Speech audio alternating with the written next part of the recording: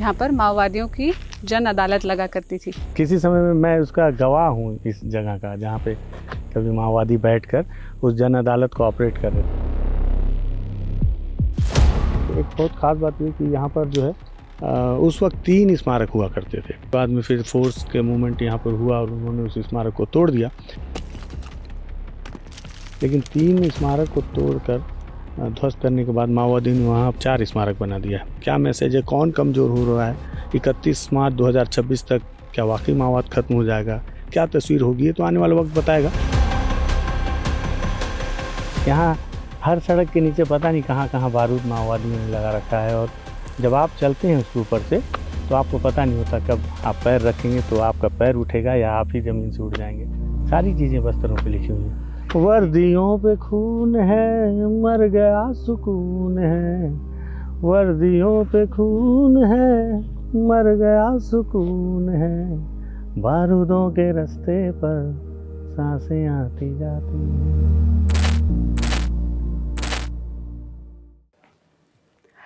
इस असुविधा के लिए खेद है, लेकिन आपसे एक जरूरी बात कहनी थी। देश के उन हिस्सों तक पहुंचने में जिनका जिक्र केवल सुर्खियों में सिमट कर रह जाता है, न केवल बहुत मेहनत लगती है बल्कि रिसोर्सेज की भी ज़रूरत पड़ती है।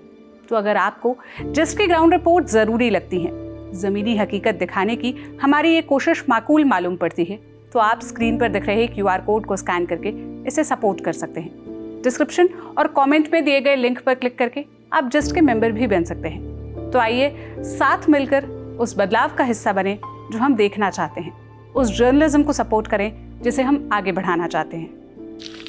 देखिए, एक समय में यहाँ पर माओवादियों की जन अदालत लगा करती थी।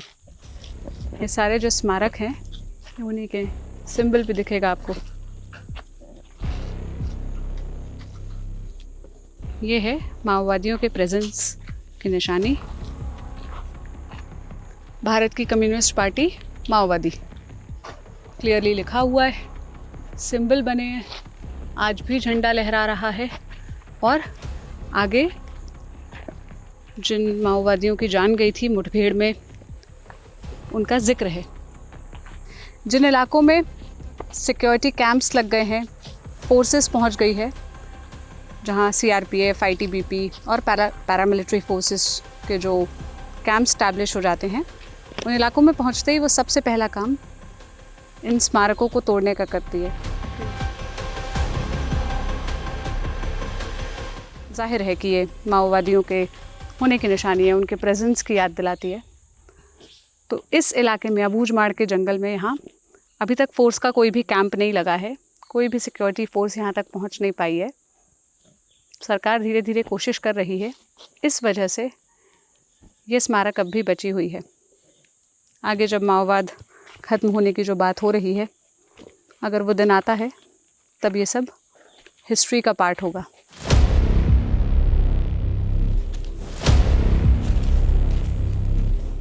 बस्तर टॉकीज के सीनियर पत्रकार विकास तिवारी हमें एक कहानी बता रहे थे। मुझे लगा ये कैमरे पर आपको भी बतानी चाहिए, आप तक भी पहुंचनी चाहिए।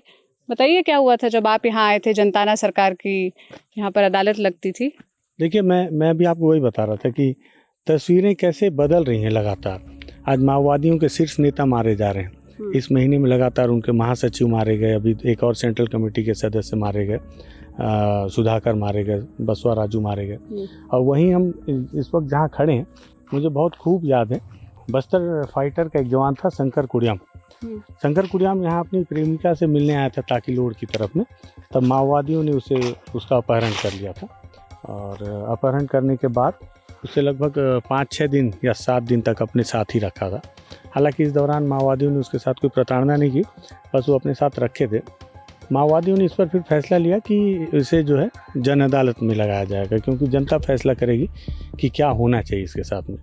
बहुत खूब याद है, मुझे माओवादियों ने बुलाया था यहाँ पर, मेरे साथ कुछ और हमारे पत्रकार साथी थे, चुनिंदा 2-4 लोग, तो हम सभी आए हुए थे और आदिवासी समाज आया हुआ था, और यहाँ बड़ी संख्या में यहाँ पर भीड़ लगी हुई थी।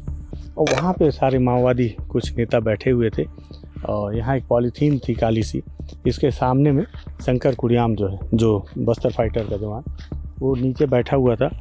वहाँ पीछे में सेंट्रल कमेटी स्तर के भी कुछ माओवादी नेता बैठे हुए थे, और यहाँ पर एक माओवादी नेता पूरे इस जन अदालत को ऑपरेट कर रहा था। और वो बता रहा था शंकर कुड़ियाम के बारे में और सारी चीज़ें, और क्या आरोप लगे हैं और क्या सारी चीज़ें। और सामने जो भीड़ बैठी थी उनसे पूछा जा रहा था कि क्या करना चाहिए। हालांकि जो माओवादी नेता है उसने बताया कि ये भी प्रशिक्षण लेकर आया है, अब तक इसने कोई ऑपरेशन में हिस्सा नहीं लिया है, तो ऐसे में इसने अभी तक जनता के साथ कुछ गलत किया नहीं है, तो क्या करना चाहिए।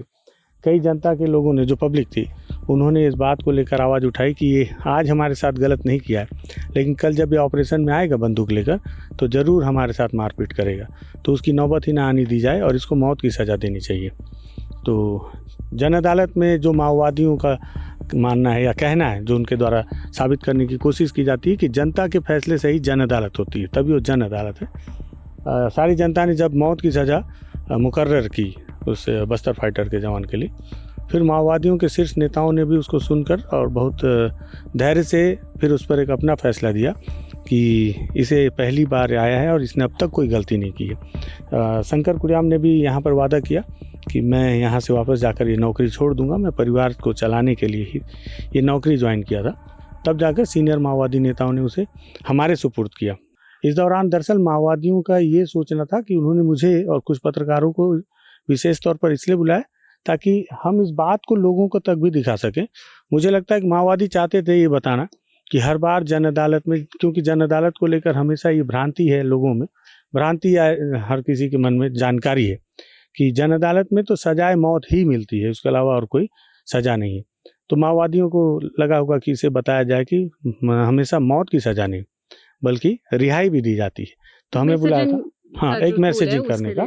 और एक बहुत ख़ास बात ये कि यहाँ पर जो है उस वक्त 3 स्मारक हुआ करते थे और बहुत समय के बाद मैंने देखा था, मैं यहाँ लगातार आता रहता हूँ। ये कौन से साल की कहानी है? ये मुझे लग रहा है कि 2023 की घटना है, बहुत ठीक ठीक याद नहीं। हाँ, अभी 2 साल पहले, 2 साल पहले की बात बता रहा हूँ। तब यहाँ 3 स्मारक हुआ करते थे, बाद में फिर फोर्स के मूवमेंट यहाँ पर हुआ और उन्होंने उस स्मारक को तोड़ दिया। आज माओवादियों के शीर्ष नेता मारे जा रहे हैं, बता रहे माओवाद बैकफुट पर है, लेकिन 3 स्मारक को तोड़कर ध्वस्त करने के बाद माओवादियों ने वहाँ 4 स्मारक बना दिया है। तो ये स्मारक भी एक मैसेज का है। क्या मैसेज है, कौन कमज़ोर हो रहा है, 31 मार्च 2026 तक क्या वाकई माओवाद खत्म हो जाएगा, क्या तस्वीर होगी, ये तो आने वाला वक्त बताएगा। लेकिन मैं बदलती हुई तस्वीर देख रहा हूँ, तो मुझे लगा आपको भी बताऊँ कि आप अपने दर्शकों को बताइए सारी चीज़ें। मैं हर बार अपने भी उसमें रिपोर्ट में इस बात का जिक्र किया हूँ कि जब भी माओवादियों के खिलाफ जब लड़ाई होगी, अंतिम लड़ाई अगर कभी होगी ऐसा माना जाएगा, तो वो अबूझमाड़ में होगी, क्योंकि ये उनका हेडक्वार्टर माना जाता था। किसी समय में मैं उसका गवाह हूँ इस जगह का, जहाँ पे कभी माओवादी बैठकर उस जन अदालत को ऑपरेट कर रहे थे और आज हम यहाँ बैठे हैं। तस्वीर बदली तो नहीं है, लेकिन पहले से मुझे लगता है कि यहाँ आसपास मूवमेंट बहुत कम हो गया है माओवादियों का। और ऐसे में मेरे जो गुरु हैं रितेश मिश्रा जी, उन्होंने जो एक कविता लिखी है, दिल ये आदिवासी है, तो मुझे, हालांकि वो उनकी कविता है, लेकिन वो उनका कहना है कि जब कविता उन्होंने लिख दी तो ये जन की कविता है, तो इसे कोई भी गुनगुना सकता है। तो उनके आदेश से मैं इसको कोशिश करता हूँ गुनगुनाने की, कि बहुत अच्छा तो नहीं, कि दिल ये आदिवासी है, जंगलों का वासी है, छोटी सी एक नदी है, बांस एक लाठी है, दिल ये आदिवासी है, जंगलों का वासी है, जुगनुओं का पेड़ है, छाँव बैठा शेर है, जुगनुओं का पेड़ है, छाँव बैठा शेर है, तुम जो गुनगुनाते हो लेता वो वासी है, दिल ये आदिवासी है, जंगलों का वासी है, जंगल अपना यार है, दुनिया साहूकार है, जंगल अपना यार है, दुनिया साहूकार है, यार तेरे कट जाने से छाइए उदासी है, दिल ये आदिवासी है। सारी चीज़ें बस्तरों पे लिखी हुई हैं कि वर्दियों पे खून है, मर गया सुकून है, वर्दियों पे खून है, मर गया सुकून है, और बारूदों के रास्ते पर सांसें आती जाती हैं। यहाँ हर सड़क के नीचे पता नहीं कहाँ कहाँ बारूद माओवादियों ने लगा रखा है, और जब आप चलते हैं उसके ऊपर से तो आपको पता नहीं होता कब आप पैर रखेंगे तो आपका पैर उठेगा या आप ही ज़मीन से उठ जाएंगे। तो बारूदों के रास्ते पर सांसें आती जाती है। वर्दियों पे खून है, मर गया सुकून है। वर्दियों पे खून है, मर गया सुकून है।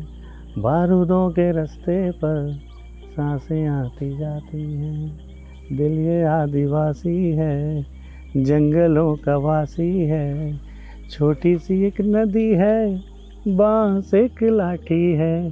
दिल ये आदिवासी है। आदिवासियों के जीवन में बांस का बहुत महत्वपूर्ण योगदान।